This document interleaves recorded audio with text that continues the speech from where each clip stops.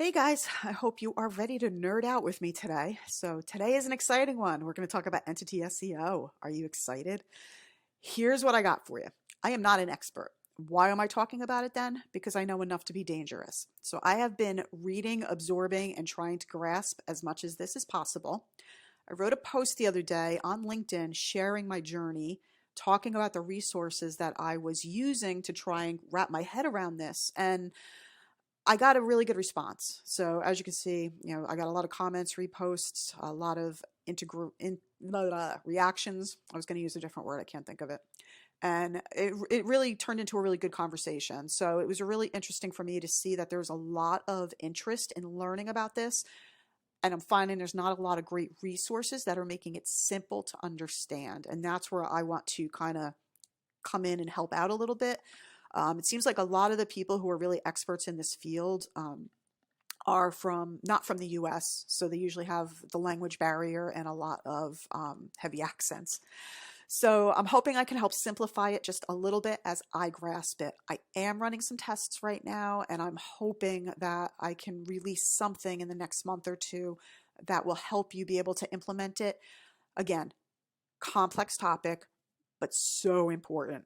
The couple of posts that I've already done some work on, entity-based work, seeing pretty good results. So posts that have been stuck on the bottom of page one for, I don't know, 9 months are now in the middle of page one, 4 or 5 spots just in a couple of days. So I'm liking what I'm seeing. I still have a ton to learn. I'm not ready to talk about what I've been doing yet. I want to make sure that that's what's moving the needle, and I have more posts to test with. So once I'm done with that, then I'll talk more. For today, I'm just going to give you an overview of what it is, a baseline of how it works, and some really great resources that you guys should be following.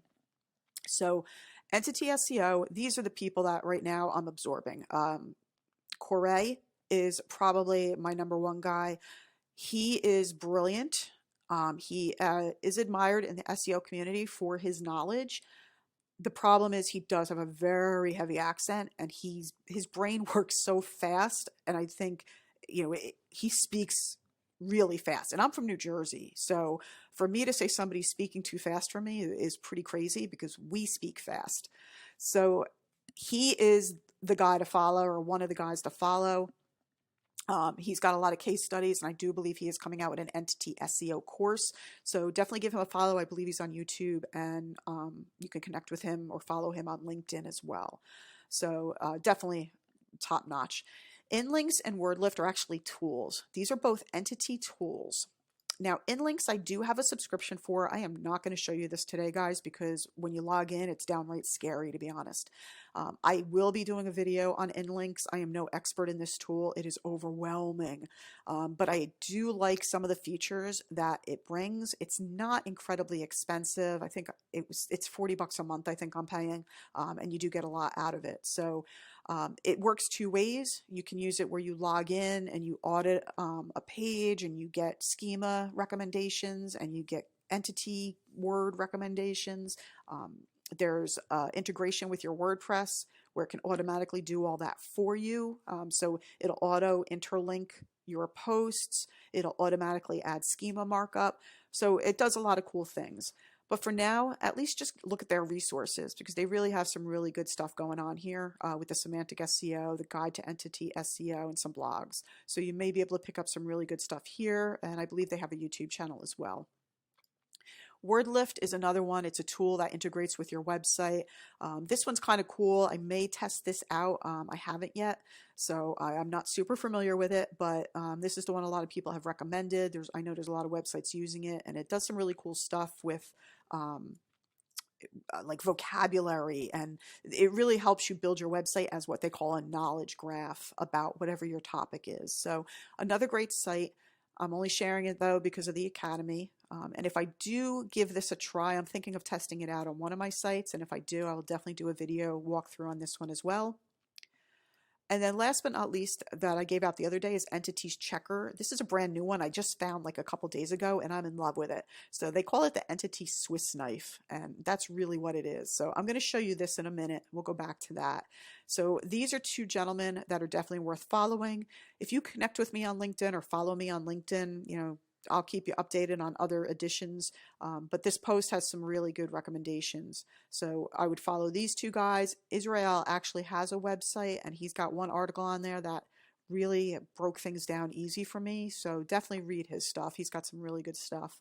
And then if you go through the comments on this, if you connect with me, Olaf Kopp was one that was recommended to me. I had never heard of him, so I just followed him last night. I'm really starting to absorb some of his stuff. And I think there was a couple other mentions in here as well. One being Bill Slawski, who actually passed away, I believe last year. Big loss to the SEO community. He ran a website called SEObythesea.com. Has a lot of great information about entities, old school, and a lot of data on Google patents and things like that. So if you're really into SEO and you really want to nerd out, that is also a great resource. Again, SEObythesea.com. So let's talk about what Entity SEO is. For those of you who have been around for a while like I have, I've been doing this for 15 years and I still love it. So I'm always learning. I'm always keeping myself sharp. 15 years ago, we would write a piece of content, inject the main keyword 1,000 times, and push it live, and we'd be ranking on page 1 in a week.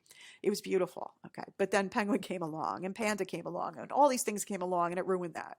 So, then it became, okay, let's have our main keyword and then have variations of that keyword in our H2s or H3s. So maybe we were talking about, hypoallergenic dogs as our main keyword. Then our H2 was, best hypoallergenic dogs, smallest hypoallergenic dogs, largest hypoallergenic dogs. Well, that doesn't really work now either. If you're still stuffing, your main keyword into your H2s, stop it or I'll come smack you. So don't do that. So now we're at the point where we're talking about entities. So what are entities versus keywords? A keyword is kind of just one thing. Okay, I'm just going to talk about hypoallergenic dogs. That's it. But an entity lets you talk about all the things that are related to hypoallergenic dogs. So that might be, the kind of what breeds are hypoallergenic dogs, a cockapoo, a Maltese. Those are the only two I could think of offhand. But all the dogs that are hypoallergenic, the allergies, the common allergy treatments, there could be all these different things.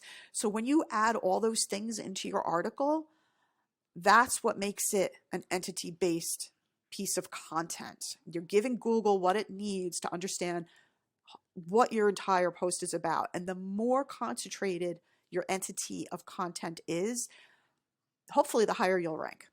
So with that said, I did pull up, 23 hypoallergenic dogs perfect for people with allergies. This is an article from Daily Paws. Okay. I did a little test with it in Entity Swiss Knife. Okay. So when you put your URL into the Entity Swiss Knife, I just extracted all of these. So these are all different options. I'm not going to go too deep into this. I'll do a separate tutorial on this once I really feel 100% comfortable with it. Again, this is a new one for me. You go down and it'll take the data from your website and just spit out what it thinks the entities are about. So the entities for this post, okay, we want to make sure we're talking about all these things, which these should all be in the post. And then top 10 entities by frequency. It's just telling you how many times you're using these specific items. Now, why does all this matter? Okay. The entity concept is not only about the content on your page. Like, yes, making sure all of these entities are on your page is super important. But what this tool is actually doing for us, it's helping us create what's called schema markup that we can add to the code of our website, which will help the Google crawlers understand better about what our topic is by linking it to mentions on other high authority, well-regarded websites. Okay, so here we have entities, and you can see here it says Wikipedia link. Okay, so a golden doodle must be a hypoallergenic dog. They talk about golden doodles on a Wikipedia page. Same thing, Yorkshire Terrier. They actually have a Wikipedia page about that. So this is giving us all of the important components of the article and whether or not it has a Wikipedia page. Okay, so what you do here is select about entities. Okay, what is your main focus of this article about? It's about hypoallergenic dog breeds. Okay, now what mentions are there? Okay, Labradoodle, We talk about Irish Water Spaniels. We talk about Chinese Crested. These are all just coming from here. I don't add a ton here, maybe 3 to 5. Okay. And then what this does, I haven't used this yet, so I'm not going to worry about that right now. What that does is now it gives me what's called JSON. Okay. This is what's really kind of making a difference because not everybody's doing this. Okay. So this is what's going to kind of set you ahead from everybody else. So I'm just going to show you what this looks like on the line of code here. So what this code looks like is this. Okay. It's giving me schema markup that, again, just going to put it in my code. Okay. So here, script, schema, about is hypoallergenic dog. It's giving me a description from my page. It's linking to the Wikipedia page. Okay. And then it's talking about mentions, things that are being mentioned in the article.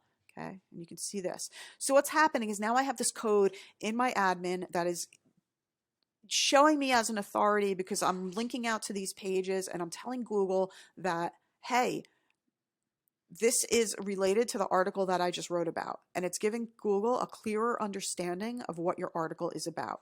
So Entity SEO is not just about on-site, it's about what's behind the scenes. And that's where it's going to get really complex, and that's where it's going to get hard for me to try to help you grasp it. Yes, there are schema markup tools that do add schema markup for you. I don't know of any yet that are adding about or mention. So I think that's going to be a little bit of a challenge. And, you know, right now this is free. This is still in beta and it is free and it's so easy to use. So that's a little bit about what entities are. Okay. And so now we might ask, okay, how do I know what entities I need in my article? Well, unfortunately, right now, there's not a lot of free ways to figure it out, but one of the best ways to figure it out is to come on over to our buddy Google Image Search. Okay. And maybe, actually, I don't want to do that. I want to type in hypoallergenic dogs. Okay. Up here, these are all entities, guys. So if you're looking for something cheap, easy, and well, free and easy, this would be it. So what is the purpose of all this? This is helping me understand what Google sees related to hypoallergenic dogs. So I may want to make sure I'm using as much of this in my article that I can. Not saying you have to use all of it. Make sure it makes sense. If you're talking about large hypoallergenic dogs, you're probably not going to want to talk about teacup dogs. Okay, but you definitely want to add non-shedding. You can add cute. You can add you need Maltese because they're hypoallergenic. You need to have Terrier because they're hypoallergenic. You need to have Samoyed. So all these you definitely 100% want to add, unless you're talking about just large ones. That would be a whole different story. Then you'd only want to add the large ones in there. But Yorkshire Terrier, Cockapoo, you might want to talk about the fact that, you know, they're kid friendly. So all these right here are all entities. So that this would be a good start for you to understand. You can also go to Wikipedia. So look at Wikipedia's page. Wikipedia, hypoallergenic. Actually, let me do dog. Hypoallergenic dog breed on Wikipedia. See what you can use in here. You know, if they have stuff that's linked, it might be a good idea for you to use it that way as well. So there's so many different ways. You know, you have to think outside the box. Are there tools that can give you entities? Yes, WordLift, InLinks. You can use a tool like ClearScope, which will help you understand. I'm actually testing out Market Muse, which I like, but it's really expensive. I think they give you 15 free articles a month. So that might be worth checking out. So what does this do for you? I ran this on one of my posts. Okay, so this is a plugin called Schema Builder, or not a plugin, it's a Chrome add-on called Schema Builder. And what it allows you to do, and this is really important, guys, if there's one thing you really want to start learning about, it's schema markup. You want to start adding this stuff to your page to give you an edge up. Is it going to help you rank? Maybe, maybe not. But it's one more thing that can help push you above your competitors if they're not using it. Schema markup is meant to be a behind the scenes thing to help your website be better understood by the bots. so that it can help rank you better. So I'm a big fan of trying to implement it when it makes sense. So for this page, how to become an auto mechanic, when I added my JSON, I used the Entity Swiss knife. I copied that JSON into my site.